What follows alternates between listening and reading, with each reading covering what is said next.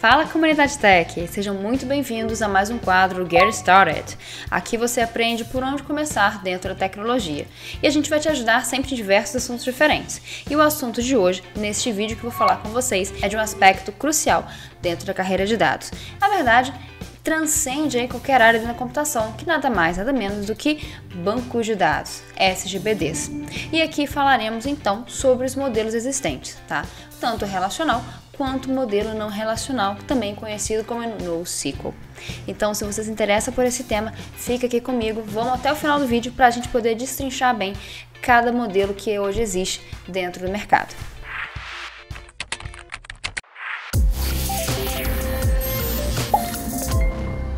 O modelo relacional foi introduzido por E.F. Codd em 1970. A Codd buscava justamente representar os dados de uma maneira mais intuitiva, mais fácil e mais legível. Qual que foi o intuito dele? Utilizar a álgebra relacional, teoria que vem lá da matemática, para que ele pudesse representar de maneira mais generalista e intuitiva toda aquela estrutura de banco de dados. Já existiam outros modelos na época, mas o modelo que ficou realmente foi o relacional, que foi introduzido por Codd. Dentro desse modelo, nós temos os dados estruturados em tabelas. Ou seja, utilizamos o formato tabular, aquele similar a matrizes que você viu lá no ensino médio. Então, aqui nesse contexto nós temos as tabelas que referenciam as entidades, as relações, em termos aí mais abstratos e um termo mais formal de se referenciar as tabelas que são persistidas no banco de dados. Essas tabelas em si representam o objeto do mundo real, uma entidade que eu estou querendo representar. Esse mundo real é representado no meu SGBD, mas apenas um pedacinho dele, o que nós chamamos de mini-mundo. Dentro dessas tabelas existem propriedades, características que estão aí compondo a minha entidade, o meu objeto. Afinal de contas, o objeto possui características e nós a representamos dentro do mundo relacional, do modelo relacional, através das propriedades que também denominamos como atributos. Ainda está um pouco confuso? Então vamos pensar um pouquinho mais na estrutura dessa tabela. Como que ela é organizada? Então, dentro de uma tabela nós temos linhas e colunas. E eu já falei que eu tenho características relacionadas a essa tabela, porque ela está representando o objeto do meu mundo real. Então, dessa forma, eu já consigo intuir, ou pelo menos entender, que eu vou ter uma estrutura ali bem definida para que eu possa representar essas características. Cada coluna dessa tabela referencia e está associada a uma característica da minha entidade, a uma característica da minha tabela. Dessa forma, entre esses atributos, eu preciso de alguma maneira que eu consiga representar uma instância, um registro específico no meu banco de dados. Como que eu utilizo isso? Esse identificador, ele é denominado chave primária.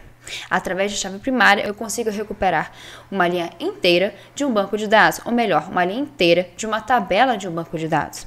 Esse registro ele é único. Então, se a gente pensar em pessoa, eu tenho ID, eu tenho nome, endereço, data de nascimento, tenho uma série de informações, uma série de características ali que estão relacionadas àquela minha entidade, àquela minha tabela dentro do meu contexto de banco de dados.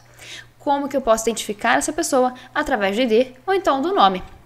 Então, eu consigo, cada linha ali representa uma instância da minha entidade, representa uma pessoa diferente. E se eu estou falando com vocês de entidades que representam o meu mundo real, essas tabelas, eu claramente, intuitivamente, eu posso dizer para vocês que existem relacionamentos entre essas entidades. E aí varia em seu tipo, cardinalidade, outras características aí que a gente poderia até aprofundar, mas o vídeo ficaria muito longo. E o intuito aqui é destrinchar para vocês o que diferencia cada modelo. Dentre os SGBDs mais utilizados pelo mercado, o primeiro deles, esse ranking aí, a gente pode até verificar o Stack Overflow, o Insights Stack Overflow, onde ele coloca ali o ranking dos SGBDs mais utilizados pelo mercado. Temos o MySQL, seguido do Postgres, SQLite e MongoDB. O MongoDB ele já está dando a característica aí de ser um banco de dados NoSQL. E a gente vai falar um pouquinho deles mais para frente. Tanto o MySQL quanto o Postgres são SGBDs open source, então são ferramentas gratuitas que vocês podem estar utilizando em seus projetos. Existem outras opções, além dos SGBDs open source. Nós temos, por exemplo, o SQL Server, ou então o Oracle DB. O Oracle DB é um grande sistema parrudo e robusto para grandes corporações. Ele tem uma série de características, é performático, tem uma série de vantagens voltados para esse cenário, contudo ele é pago. Mas os SGBDs open source não deixam nada a desejar para esses grandes SGBDs do mercado. Obviamente, cada um tem suas características, cada um é bom em alguma coisa, tem uma área específica. O MySQL, por exemplo, ele é bem leve, ele consegue performar muito bem em cenários como, por exemplo, de websites. Se você procura um SGBD open source gratuito e com ótima adoção pelo mercado e que também de ótima qualidade, você pode justamente escolher o MySQL. O Postgres também é muito bom, só que cada um tem sua particularidade, cada um tem seu cenário de aplicação. Mas muito bem, já falamos um bocado, vamos agora para outro ponto relacionado a modelos relacionais. Vocês já devem ter percebido que eu uso SGBDs e banco de dados praticamente como sinônimos, apesar de lá no início do vídeo eu já ter falado que não é a mesma coisa. Mas, uma vez que você entra nessa área e entende qual que é a diferença entre eles, a gente dá uma abreviada aí nesse SGBD e chama de banco de dados. Tá? Mas, banco de dados é um termo mais geral, utilizado para relacionar qualquer tipo de dataset ou dataset, ou seja, um conjunto de dados organizado de alguma forma. São aqueles dados puros que não têm muita estrutura, certo? Um SGBD, por sua vez, é um sistema voltado justamente para persistir e estruturar esses dados que não têm forma alguma e dar sentidos a eles, de maneira que eles se relacionam entre si e tenham coesão. Já que eu estou falando em relacionamento de novo, vamos falar um pouquinho de como que é essa estrutura, como que é essa organização dentro do banco de dados? Acredito que a maneira mais tranquila de eu passar o que é o relacionamento para vocês é através de uma exemplificação. Então vamos lá, eu vou trazer duas. A primeira delas é o seguinte: imagine que eu tenho empregado na minha corporação. Então, dentro do meu banco de dados, eu vou ter uma tabela denominada empregado ou colaborador, tanto faz a nomenclatura. Muito bem, esse colaborador pode ter um dependente. Então, para um colaborador, eu posso ter um ou mais dependentes. Então, aí eu já tenho um relacionamento. Esse relacionamento ele é caracterizado como um relacionamento de dependência. Isso é uma coisa aí que vocês vão entendendo conforme vão se aprofundando aí no meio dessa estrutura toda, tá? Outra exemplificação que eu posso passar para vocês é de pessoa. Uma pessoa ela pode ser uma pessoa jurídica, como pode ser uma pessoa física. O nome desse relacionamento é relacionamento de generalização ou especialização. Vai depender do sentido que você está olhando aí para essa sua estrutura, para o seu esquema. Sendo assim, a gente pode entender relacionamentos dentro de um SGBD, dentro da área de banco de dados, como relacionamento que acontece realmente no mundo real. Então, a gente precisa dar uma ideia, uma noção, um sentido para esses dados que estão sendo persistidos. E a gente faz isso através de relacionamentos. Geralmente, você vai ver relacionamentos acontecendo entre duas tabelas. Sim, podemos ter relacionamentos de alta ordem, mas são casos mais específicos e mais dificilmente você vai ver um cenário desse. Via de regra, um relacionamento é composto por duas tabelas. A esse tipo de relacionamento dá-se o nome de binário. Aí a gente pode trazer outras duas nomenclaturas. Tá? A tabela principal, que seria a tabela aí que está tendo um sentido de relacionamento, que vamos pensar em colaborador. Ela seria a parent table. Enquanto que o dependente seria o child table, no seguinte sentido de quem herda o que, na verdade, quem vai receber o que de informação do outro. Por quê? Pensa o seguinte, se eu tenho uma tabela determinada dependente, eu preciso conectá-la com o empregado. Como que eu sei que uma determinada instância da minha tabela dependente está associada a empregado? Através de um atributo que eu estou recebendo da minha tabela principal, da minha parent table. E esse atributo pode ser o ID do colaborador, por exemplo. Então, por ali, eu já tenho um outro conceito, chamado chave estrangeira. É quando eu estou recebendo um atributo que não é originalmente meu, não da minha tabela, e sim da tabela que eu estou tendo um relacionamento. Sendo assim, eu consigo mapear quais são os relacionamentos existentes dentro do meu esquema. Dentro desse assunto, desse contexto, nós temos algo determinado como cardinalidade. Essa cardinalidade ela vai dizer exatamente qual que é a ordem desse relacionamento. Por exemplo, um colaborador, ele pode ter um ou mais dependentes, concorda? Mas um dependente só pode pertencer a um colaborador. Então, nós teríamos aí um relacionamento de 1 para N. Então, podemos ter variações de sentidos, 1 para 1, 1 para N, N para N. Então, esses tipos de relacionamentos, com diferentes cardinalidades, vão denotar e estruturar de maneiras diferentes cada relação composta pelas tabelas dentro do meu esquema de banco de dados. Agora que você já entendeu um pouco mais o que é um banco de dados relacional, ou melhor, um SGBD relacional, vamos entrar no mundo dos NoSQL. Obviamente, ele é um modelo não relacional. Mas o que significa NoSQL? not just SQL, ou seja, não apenas SQL. Nós temos aí então uma outra maneira de estruturar os nossos dados, seja por arquivos, key value, grafos e diversos outros. Então a gente tira dessa estrutura tabular, que era a tradicional, mais utilizada, e ainda é a mais utilizada até hoje. Só que existem cenários em que a gente precisa aplicar o NoSQL, porque ele tem características mais interessantes para quando, por exemplo, temos altas demandas, e ao invés de a gente escalar a nossa estrutura verticalmente, a gente escala ela de uma outra maneira. Dentre os SGBDs NoSQL mais populares do mercado, nós temos o MongoDB, DocumentDB, Cassandra, Couchbase, HBase, Redis e Neo4j. Existem diversas estruturas voltadas para SGBDs NoSQL. Contudo, as 4 principais, as mais utilizadas pelo mercado, que você vai ter mais ter contato realmente, são as de documentos, então Document Storage, você vai ter também Wide Columns, grafos, ou graphs, e também key values. Vamos entender um pouco mais sobre esses modelos, essas estruturas, essas formas de estruturarmos dados que são aí diferentes do modelo relacional.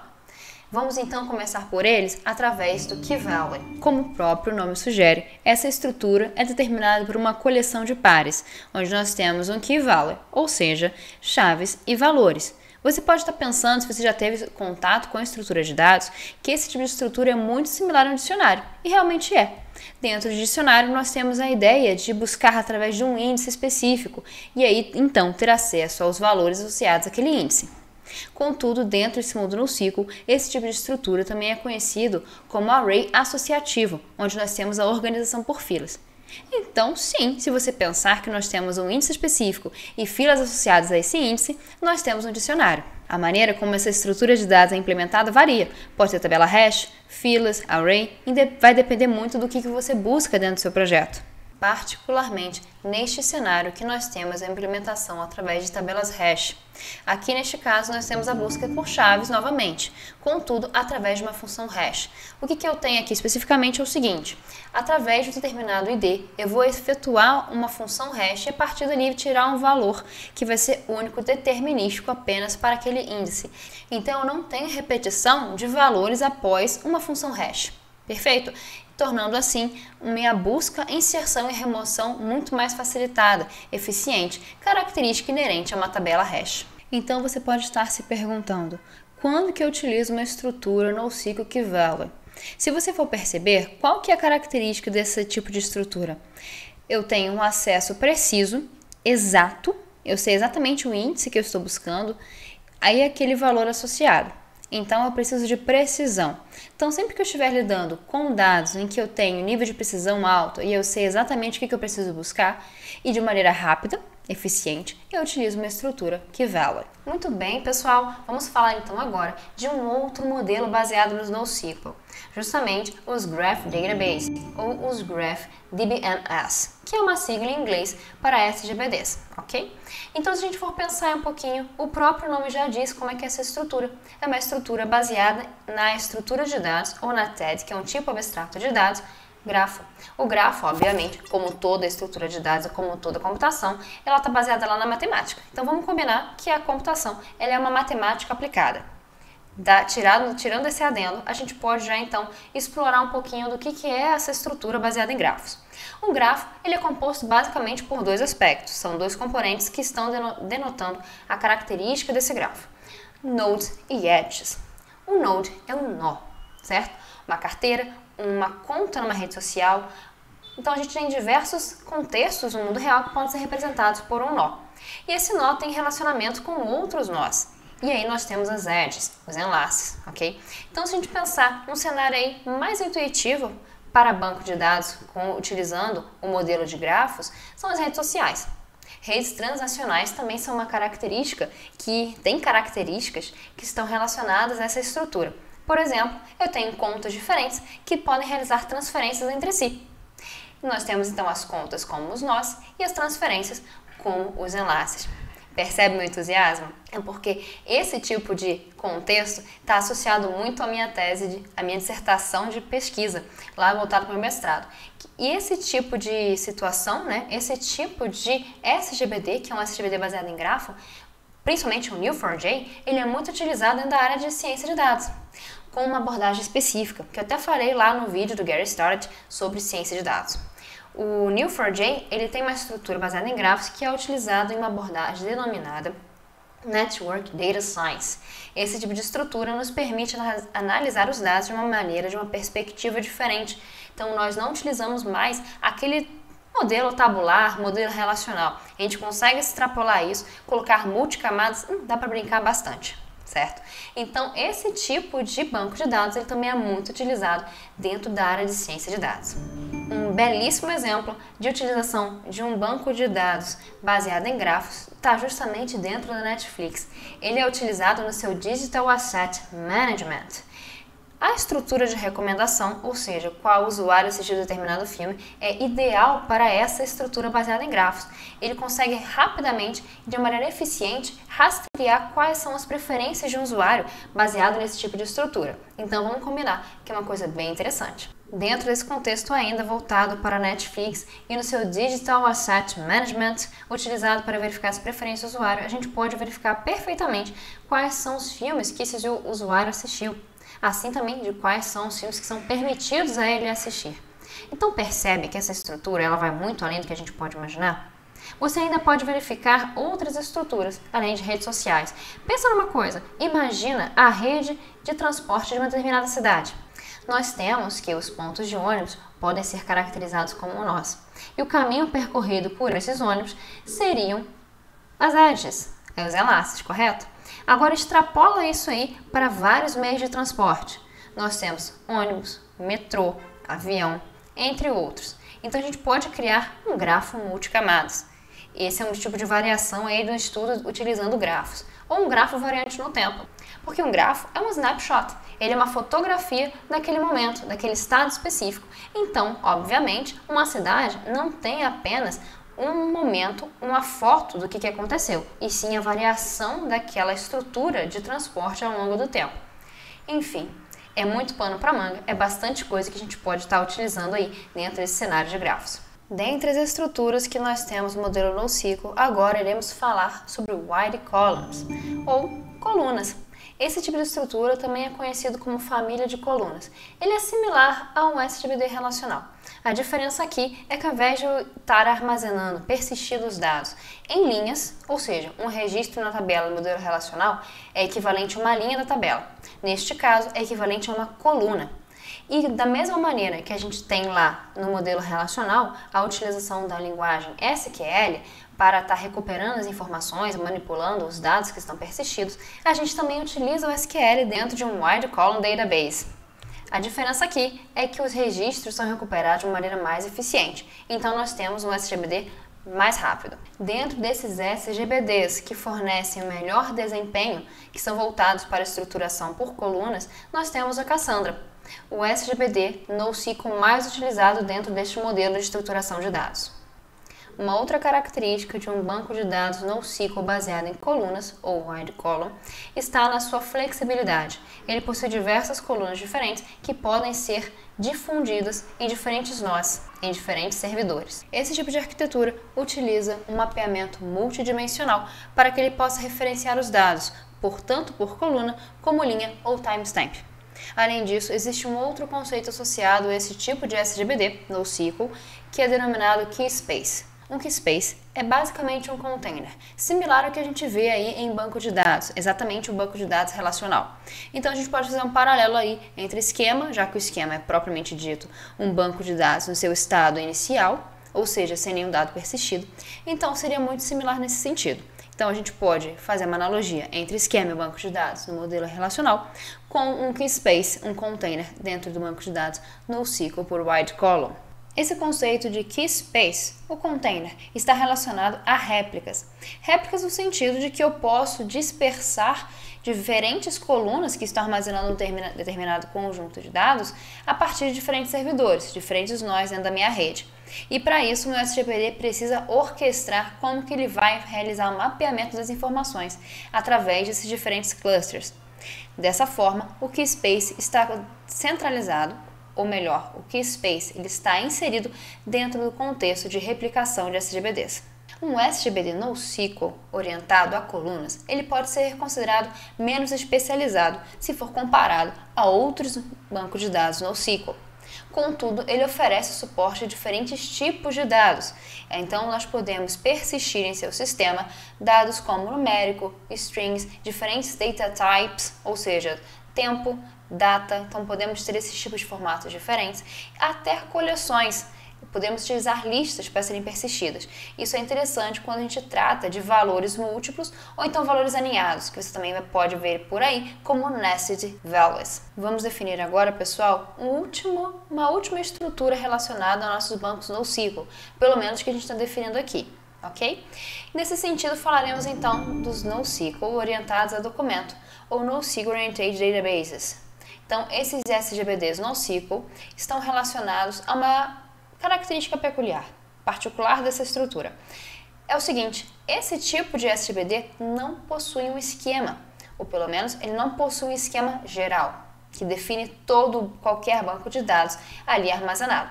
Lembra que a gente fala lá em modelo relacional? A gente tem uma estrutura bem definida que está refletindo qualquer estrutura do meu banco de dados. A partir dela, eu sei exatamente quais são os atributos, eu sei como é que é a estrutura de cada tabela e seus relacionamentos.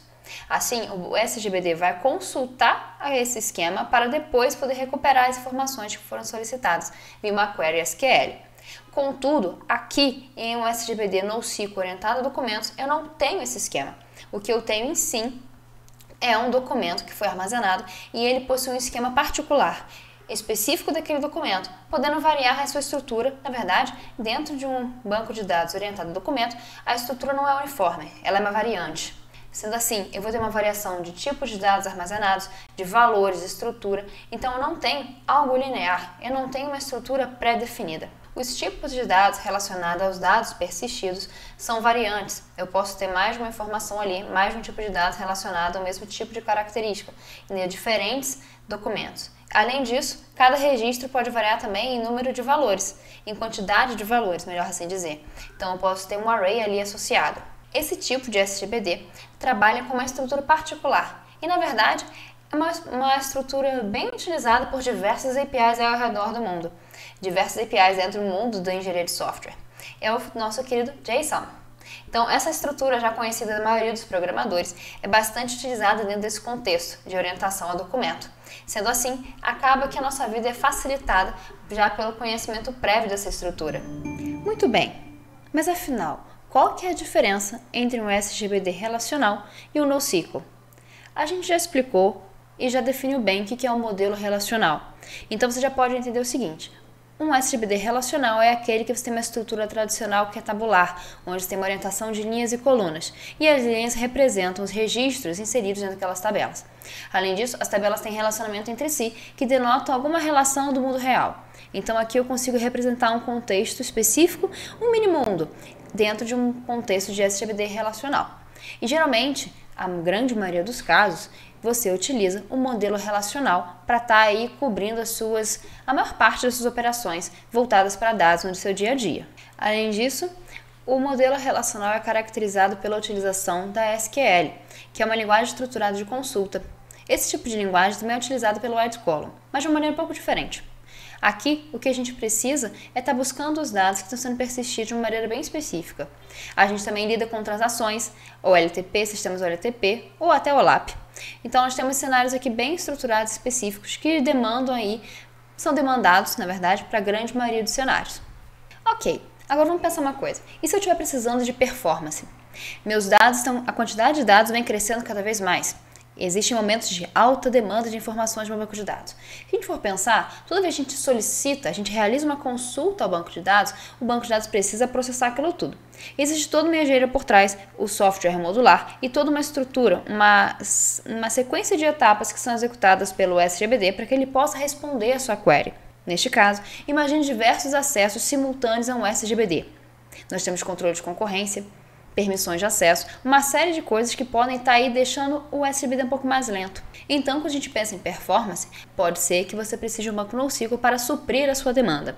Lembra que eu comentei no início do vídeo que esse tipo de situação pode ser pontual e que essa alta demanda pela performance do SGBD pode ocorrer uma vez no ano? Um exemplo desse tipo de situação é a própria Black Friday. Imagine que a Grande Americanas tem um padrão de acesso ao seu site. Raramente varia muito, ou pelo menos a estrutura que ela detém dá conta do recado. Agora imagine que nesse um dia do ano, ou uma semana, ela seja demandada nesse seu triplo, o quádruplo de acesso. Ou seja, o que eu estou querendo dizer? Estou extrapolando aqui e jogando, fazendo suposições, mas o que eu estou querendo dizer para você é o seguinte: a demanda aumentou drasticamente. Nesse sentido, um SGBD tradicional não vai dar conta do recado. Se eu fosse utilizar apenas um SGBD do modelo relacional, eu precisaria estar aumentando verticalmente a minha estrutura, ou seja, colocando mais SGBDs ou então aumentando em performance do meu SGBD, deixando aí o meu node um fat node. Isso não é muito viável, né? E principalmente em termos de custo. Aumentar toda uma estrutura computacional, deixá-la parruda para uma época do ano, uma semana que seja, não é interessante. É nesse caso que entram os bancos de dados NoSQL. Muito bem, pessoal, já que estamos falando de vantagens e desvantagens, de quando utilizar e quando não utilizar, eu quero citar uma particularidade do modelo relacional, desses nossos sistemas mais tradicionais voltados para banco de dados. Existe algo chamado Impedance Mismatching. O que é isso? Significa o seguinte: quando você, programador, está criando a sua aplicação, geralmente você faz o quê? Utiliza o paradigma de orientação-objeto. Então, dentro desse contexto, a estrutura que nós damos para os nossos dados são totalmente diferentes de uma estrutura estabelecida em um ambiente relacional, em um SGBD relacional. E aí, nesse caso, o que a gente tem que fazer? Tentar, através de uma API, fazer um matching, fazer justamente uma combinação entre o mundo do modelo relacional e da orientação a objeto. Esse tipo de situação é um pouco estressante, não é muito interessante, né? Tem algumas desvantagens. E é nesse sentido que acabou também surgindo os SGBDs orientados a objeto, que é um outro ramo aí também dentro dessa grande área de SGBDs. Ok, e quais os cuidados que eu tenho que ter quando eu estiver programando para conseguir acessar as informações de um SGBD?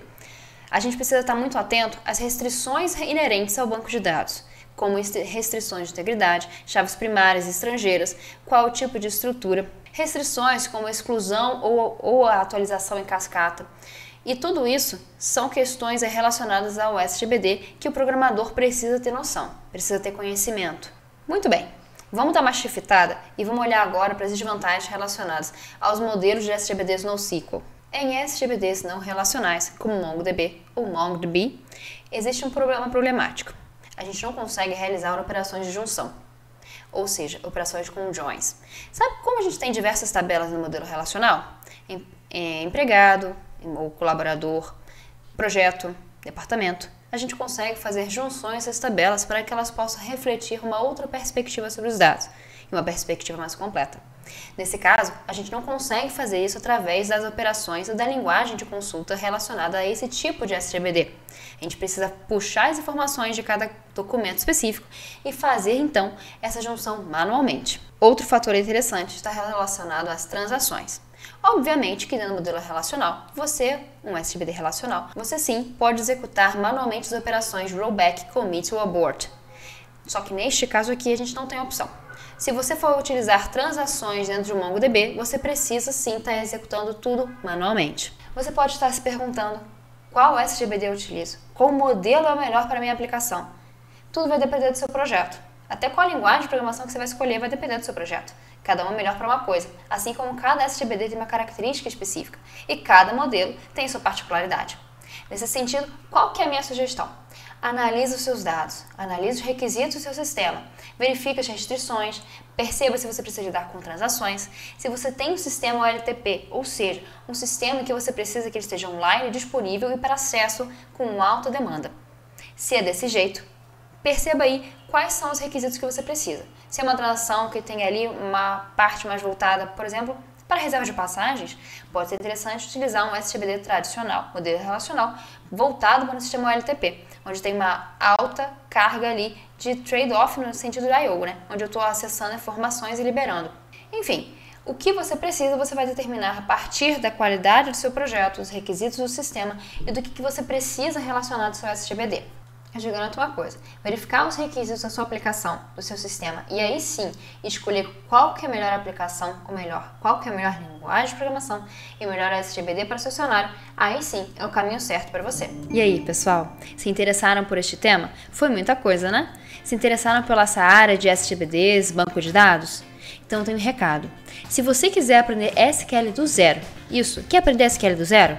A parte de modelagem de dados, utilização das queries SQL, de cada operação, de cada cláusula SQL, então a DIO tem algo exclusivo para você.